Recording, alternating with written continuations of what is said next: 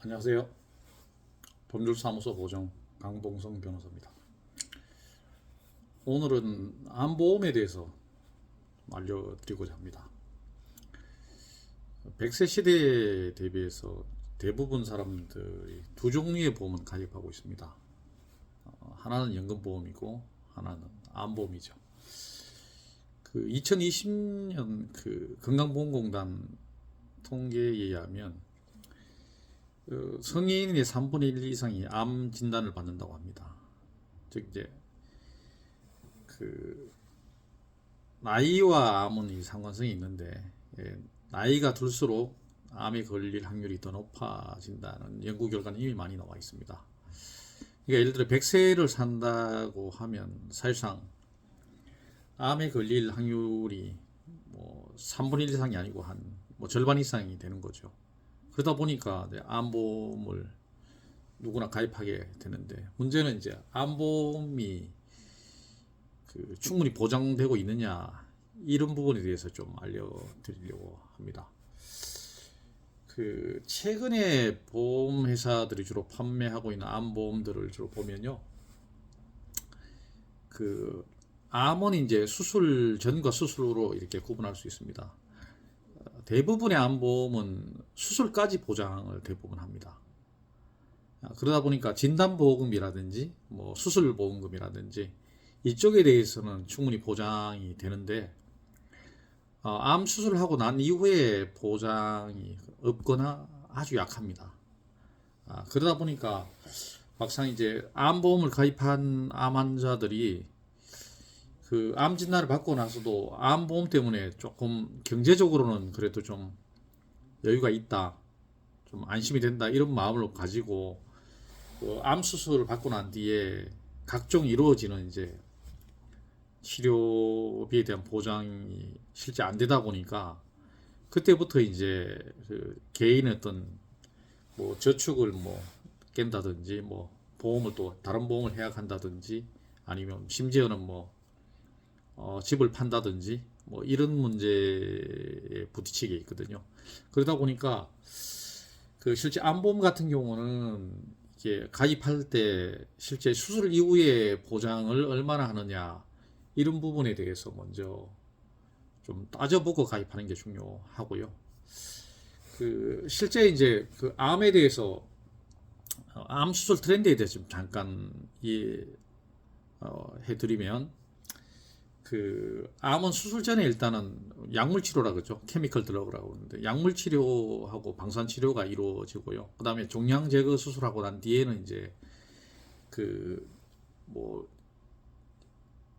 암 수술 이후에, 그죠? 암 수술 이후에 주로 이제 암의 전이와 재발을 방지하기 위해서 주로 치료가 이루어지는데, 전이와 재발 방지를 위한 치료 중에 요즘 이제 주목받고 있는 게 면역 항암제죠. 면역 항암제. 실제 면역 항암제 같은 경우는 이게 초고가이다 보니까 이제 건강보험공단이나 보험회사들도 상당히 이제 부담스러워하는 부분이 분명히 존재하고요.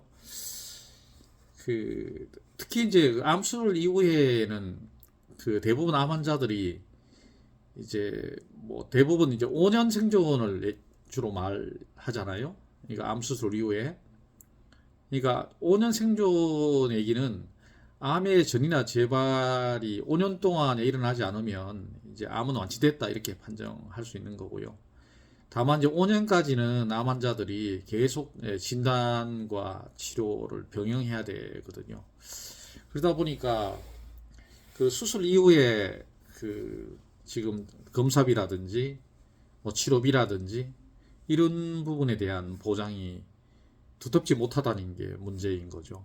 그래서 암보험을 가입하려고 할 때 일단 조심해야 될 게 뭐냐면, 암 수술 이후에 치료비를 얼마나 보장하느냐를 잘 따져봐야 된다는 거죠. 실제 암 환자들은 수술하고 난 뒤에 보면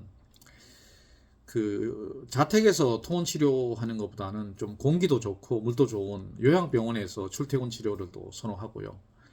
또 아무래도 이제 그 암 환자들은 그 수술한 이후에는 그 대학병원이나 이런 그 뭐 기존 서양의학에 의존하는 치료법보다는 좀 침습성이 좀 덜한, 그러니까 통증이 덜한 한방 치료를 좀 선호하는 경향이 강합니다. 그래서 최근에 이제 보시면 암 환자들이 한방병원 치료를 많이 하고 있습니다.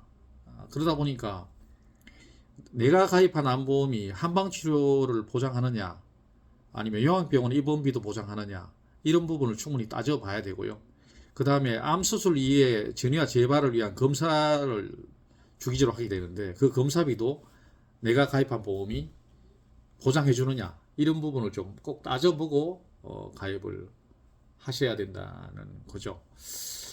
그 최근에는 이제 그 뭐 암 방사능 치료가 주목받고 있거든요. 특히 이제 암의 전이와 재발 관련돼서 중성자 치료라든지 양성자 치료 같은 경우는 고가인데, 이걸 정기적으로 받으면 암 재발과 전이에 효과적이라는 게 지금 여러 가지 논문으로 검증되고 있거든요.